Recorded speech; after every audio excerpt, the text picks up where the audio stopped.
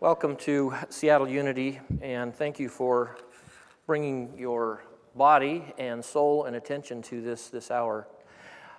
This Wednesday night we're going to start a 3-week class or discussion group on the Soul's Code, Part 2 by James Hillman. Some of you came to Part 1, and when the group was asked about a class for me to present, it was Part 2 of this book, so we're going to go deeper. Now, the title, The Soul's Code, is very important because there's two parts to that idea of the Soul's Code. The first part is in the subtitle, and that is the Soul's Code in Search of Character and Calling. The idea being that each of us comes into this world encoded. Just as we have a genetic code that gives us certain external characteristics, so Hillman suggests metaphorically that there is an internal code that gives us certain soul characteristics. That each of us comes into this life stamped, if you will, with a certain character and quality of life or calling in life that will be brought out by participating in this embryo called planet Earth. So we are here to have this code cracked. And most of us get cracked at least once a day. The cracking is what brings that character and that quality out. So that's part of it. Now, there's a second part to this idea of the soul's code, and that is that every single person, situation, piece of geography, everything around us in this world of soul is encoded. And that this world around us is also waiting to be cracked. So each of us has a code that is part of us that needs to be opened, but also around us each day, even in our dreams, we are coming up against or encountering soul-coded material. Everything, even politics, even religion, culture, relationships, family, children, you understand, everything's encoded. So this morning what I would like to do for the next few minutes is to look at this holy month in Judaism. Did you know this is the most holy month in Judaism? What are the holy days of this month? Yom Kippur, which comes more toward the end. What's the first part of the holy days? Rosh Hashanah. So we're going to look at what might be encoded in that. Many people on the surface, and this is Hillman's point in this book, is that most of us just read the surface of things. We don't look deeper for the code that's beyond the literal. So what I want to do this morning is look at this Rosh Hashanah and Yom Kippur holy day. We could pick any religion because every religion is encoded with archetypal information for the soul. But I want to look at this Jewish holiday and see if we can kind of crack the code a little bit and see how what it has to say to us, this Jewish holy day. It's archetypal. There are patterns in it that work for us.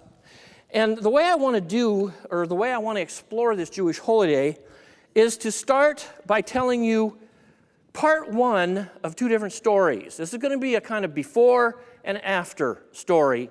And I'm going to sandwich the stories with Rosh Hashanah because Rosh Hashanah helps us to see how our before stories can turn into after stories. You understand? How the old way of perceiving things can be shifted. That's the purpose of Rosh Hashanah and Yom Kippur, is to shift our perspectives from the old to something new, something new and improved. Now, the old was once new. So it's not that the old is bad. The old is merely done. You understand? This is not the old is bad, the new is good. That's a fallacy. The old is done. It's done its work. Its work was wonderful, but it's no longer wonderful. So it needs to be changed as we move into the new year, Rosh Hashanah. So I want to start, as I said, with two stories, and then I'll close by telling you the end of both of these stories. The first one is a story from my own life. My father, about 4 months ago, actually this year, we have gone through a sort of Jobian experience in our family, in a kind of a minor way, I guess, or not. I lost my sister about 1.5 years ago to cancer. A year later, my younger brother passed away. On the very day we buried my younger brother last April, my dad's wife passed away. It was a really, really difficult time period. And my dad started to go into decline physically, 92 years old, heart failure. And so it's been a very, very rough few months. I've been spending a lot of time with my father, more time than I've spent with him since I was a kid, taking him into urgent care and just, being with him. This is what comes toward the end of people's lives. So we were doing pretty well, although I have to really work to do well with my father, because he still treats me like I'm a kid, 12 years old. He knows it, but he just falls into that default mode, treating me like a child. Plus, he has this curious ability to bring up every one of my faults about every 10 minutes. Any of you understand? Any of you do? No, you don't have to raise your hand on that one. But this is what goes on. So I'm with him all these days, and he keeps bringing up my faults and reminding me where I failed, and then reminding me where I failed again, and then reminding me where I failed. And we were at his house having dinner, finished dinner. Cheryl was there with me. And we went into the living room, and he started again. And depth psychology, Carl Jung says that each of us is an ego with several alter egos living in the basement. You understand? He calls them complexes. And those alter egos, for the most part, sometimes they're shadowy, stay down there in the basement where they ought to be because they shouldn't be out in public. But every once in a while, something snaps. And Dr. Jekyll moves off the stage, and Mr. Hyde takes his place. And that's what happened that afternoon.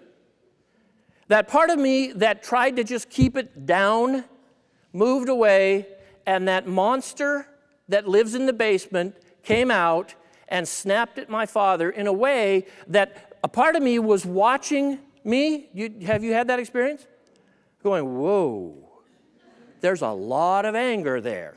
And it went at him, and we went at it. This has happened on and off all of our lives, but here he is, 92 years old, very frail. So this part of me that's looking and saying, you shouldn't do this, was saying, he's weak.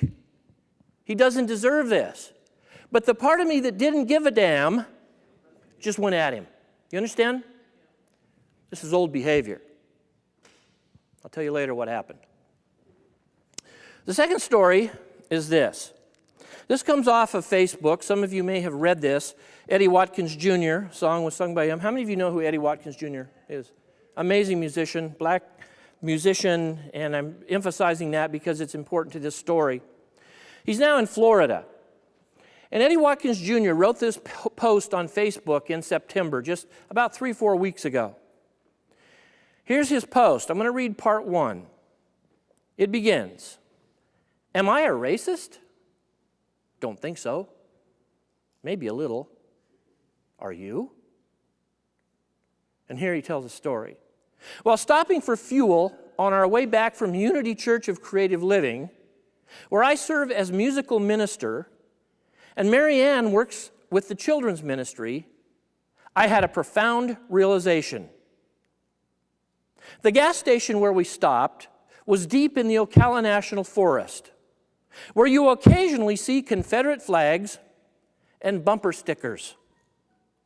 The station was also a grocery store where 90% of the products were various combinations of meat, flour, and sugar, with a selection of fried meat under a heat lamp at the checkout." You getting the image here? "A few folks were riding around on the shopping scooters. Some of them were bigger than they should have been. You get the picture. And while waiting in line to pay for my gas and get my Sunday scratch-off ticket, there was a gentleman in line in front of me, dressed in camouflage pants, sandals, hunting knife, and buying a 6-pack of beer. I automatically sized him up. Here, obviously, was a redneck, Republican, racist. I shifted from my music director. Do you understand? This is the character, one of the characters that we all have in the basement. We've got the spiritual character on today. Most of us do. I met a couple of you that might not. Kidding. But he recognized here that he had shifted in his consciousness from that spiritual music director to his judgmental perspective. Now, none of us in here has that because we are so spiritually enlightened. Yes, we do. We all do. That's why Rosh Hashanah exists, as we're going to see in a minute. But he says, I shifted from my music director, spiritual songwriter persona, just coming from church. Why? 2 stories. How did both of these stories end?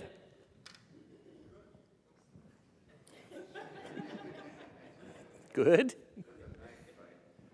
With a knife fight. Mine was an external exchange. Eddie's was an internal experience. Every one of us in this room, if we're at all conscious, know these experiences. Both external exchanges that we have with people that don't end well. That we walk away from them feeling shame, yes? We walk away thinking, what did I just do with this child of mine? Or this partner of mine? Or this employee? Or this political candidate? What did I just do? Archetypal psychology says there is built into the coded universe mechanisms for us to deal with these kinds of situations. Rosh Hashanah and Yom Kippur is one of those for Judaism. We could look at Islam, and Ramadan does the same thing. In Christianity, Lent and Easter does the same thing, but we're looking at the Jewish holy day of Rosh Hashanah and Yom Kippur. Let's see if can I get my remote? I'm going to spend just a couple of minutes looking at the holiday itself, and then we're going to explain a little bit how and why it works, and then apply it to our 2 stories and to ourselves. This is what the Jewish holy day looks like as it comes out of the Scripture. It comes from Leviticus chapter 23, and in part, there's more than I have here, but this is the general idea of Rosh Hashanah and Yom Kippur. It's a 10-day period, a 10-day holy day. By the way, this year, does anybody know when it started? Any Judaism? A couple weeks ago. September 9th was the eve of Rosh Hashanah. September 10th was the beginning of the new year. And then there's a 10-day period that ends with Yom Kippur. So it's a package deal. I call it the Jewish 12-step program. Because it really is. So here's what it says about this package deal, this 10-day period in Leviticus. The Lord spoke to Moses, saying, speak to the people of Israel, saying, on the first day of the 7th month, which this year is September for Judaism, you shall observe a day of complete rest. By the way, in this fuller passage, it emphasizes this notion of complete rest 6 times. Because you can't have a new year unless you take some time and put aside all the distractions and just reflect on the old year. On the first day of the 7th month, you shall observe a day of complete rest, a holy convocation commemorated with trumpet blasts. Now, this idea of trumpet blasts is twofold in Judaism. Why did they sound the trumpet to begin this holy day? Can you guess? To get your attention, to say, stop working, turn off the cell phone, turn off the computer, turn off the television, no Facebook for 10 days. Oh my God, I'll die. So the horn sounds, and in Judaism, the horn was basically a way of saying, I want to get your attention, I want you to take the next 10 days and reflect. Now, by the way, Eddie Watkins Jr. did this 10 days in what kind of time period? In 30 seconds or less. So this is, archetypally, this has nothing to do with time. So this is where Hillman in the Soul's Code says we need to crack the code and see that there is something being said here, and that is that each one of us in the midst of our lives will have moments that will come and force themselves upon us and put us into a state of, I need to pay attention to something because there's something wrong here. This old behavior, this old attitude, this old way of doing things with my father, this old way of looking at people in the grocery store needs to change. That's what this trumpet blast is. A trumpet blast is when that thing happens in your life that says, pay attention. So that's the point. Pay attention. You shall not work at your occupations. You shall present the Lord's offering by fire. Now, the 10th day of this 7th month, so this trumpet sounds, and it says on Rosh Hashanah, we're starting a new year. And on the actual holy day itself, for the holiday itself, do you know what they do on Rosh Hashanah Eve? They have a big dinner, a big feast, and they bring in all the desserts from the bakery, all kinds of sweets. This is my holy day. Why? Because you want to remember the sweetness of the old year. You want to come together with family and friends and eat sweet things and talk about and reminisce about all the good that just took place in this last year. So it's not just a negative kind of thing where you're looking back on all the old bad things. You're looking back on all the good as well. But then you look ahead, because for the next 10 days, as it says here, on the 10th day of this 7th month is the Day of Atonement. It shall be a holy convocation for you. You shall fast and present the Lord's offering by fire, and you shall do no work during the entire day, for it's a day of atonement, to make atonement. What's a day of? It mentions atonement at least 4 or 5 times in here. I'm going to translate that word to amendment. You understand? Make amends. At the end of it, you make amends. But during that 10-day period where you sound the trumpets and start the Rosh Hashanah New Year, and you go through those 10 days to make amends, what happens in between? Reflection. Reflection on the old year, celebrate the sweetness of that old year, but then look back and say, what was not so sweet? And what needs to change for this new year? Where do I need to make atonement? You understand? What people do I need to make amends with? What situations do I need to clean up that this past year I've kind of crapped on? So the Yom Kippur follows from the Rosh Hashanah. The new year the old year moves us into the new year, but we start the new year by making things as right as we can. You see why I say this is a 12-step program? It's really, if you understand the 12 steps at all, this is exactly what the 12 steps do. A person goes in with an old addiction, an old behavior, and they come in essentially and say, I am powerless over this. I'm done with this old. I'm going to move through some steps that will take me to a spiritual awakening so that I can live an entirely different life than I've been living prior to this. This is exactly what this holy day does. In Judaism, it's very interesting because when you read the book of Genesis, you have, anybody know how many creation stories do we have in the book of Genesis? Anybody? 2 creation stories. Very good.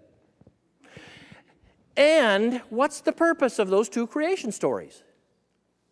There's a lot of interpretations, but I think the one that Judaism makes clearest, and I think is very smart, is that the first creation story in Genesis 1 is God created the heavens and the earth in 6 days and then rested. So in Judaism, they say the creation of all the stuff around us we see that is encoded with God's creative activity was created as the raw material of creation. We didn't make it. It's here. It's all around us. But in the second creation story, it says God took Adam and Eve, placed them in the garden, and told them to take care of the garden, be fruitful, and multiply. That's the fun part. Take care of the garden. So in Judaism, essentially what they say is this. The first creation story talks about God creating the heavens and the earth and all the raw material. But in Judaism, God placed the humans on this earth to take the raw material and create from it. So we are co-creators. This is what unity teaches, doesn't it? That the infinite has created the raw material, but we are made in the image of the infinite to co-create and to take the raw material and to make things from it, to make culture, to make buildings, to make families, to make relationships, to remake our souls. So our part in this creative process is to take what God has made and to refashion it. That's what Rosh Hashanah and Yom Kippur are for. Does that make sense? Because each of us is a creator. So this Jewish holy day is basically, here's the calendar here for September. And you can see that on September 9th, you have the evening of Rosh Hashanah. And then on the 10th, you start the celebration. And then there is a whole week or so of days of reflection. And then you move to the Day of Atonement. In the Jewish tradition, it says, oh my gosh, I'm out of time. The Jewish tradition is to recreate the old and bring it into the new. I want to finish my two stories because both of these stories show that I and Eddie Watkins Jr. participated in Rosh Hashanah in a matter of moments. In my story, this is what happened. I had this blowout with my father, and it went on longer than it should have. And I left the house, Sherelle and I left the house, and I drove home. And on the way home, I was in that, do you understand that state of consciousness that's trying to justify itself, but simultaneously feeling like crap? I was right, you were wrong. I was right, Now, the most irritating thing that can happen in a situation like that is when you're in a relationship with somebody that says nothing. You understand? I've been in relationships before when I would do things like that, and then my partner would point it out. That's the best way. Because that way I can shift all of my introspective energy into a fight with them and justify myself.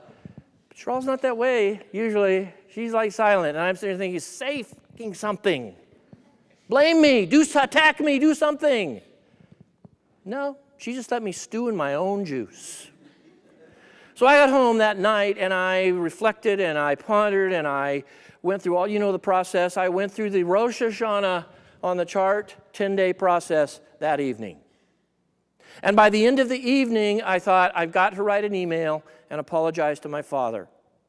Actually, here's the process that happened. I Googled a Catholic website for confession. Truth.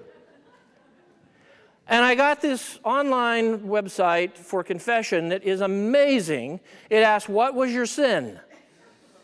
And it gave you a list of choices. And I picked the one that fit. And then it takes you to the next link, which helps you to narrow it down even more. It was beautiful. And I'm following these links. I'm going, yeah, did that. Check, click, yep, that, yes. I got to the end and I was like, yes, that's it. I've identified the thing, the old.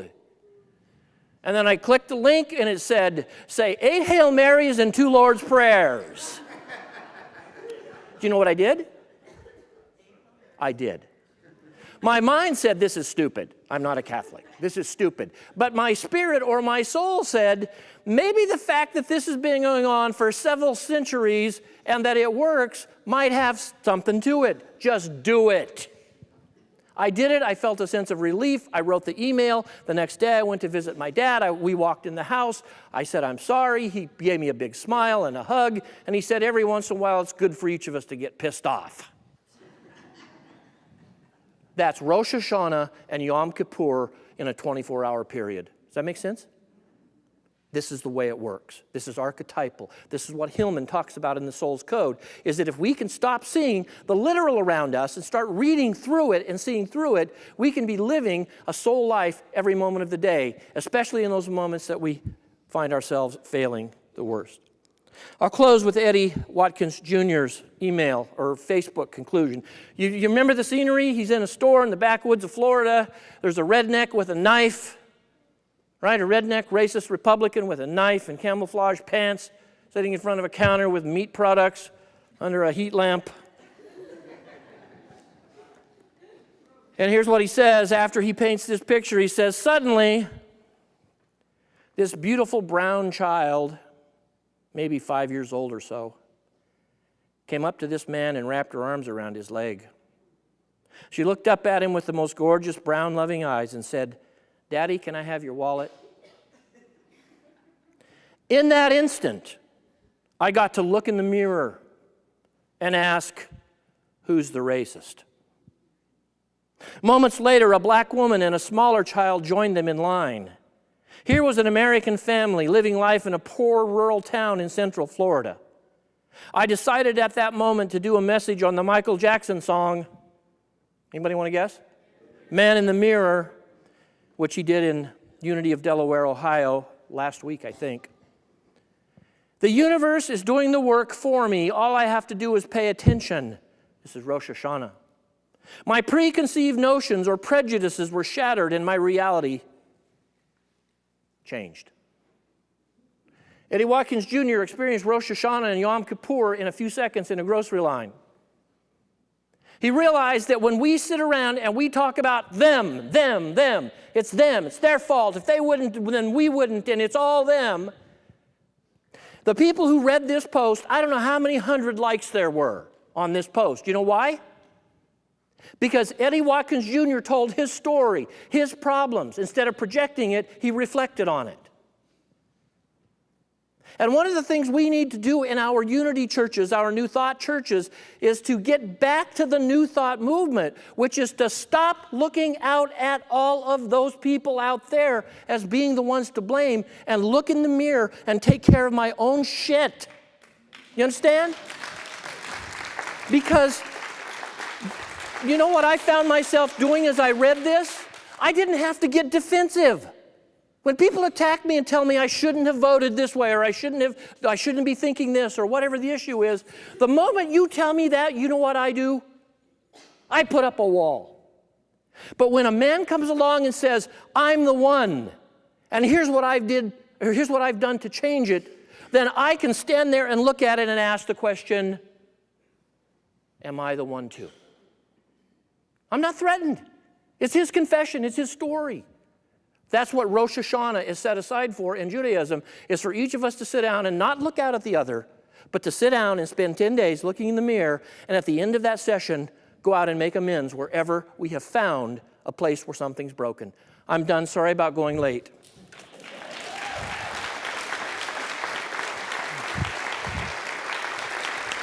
Thank you.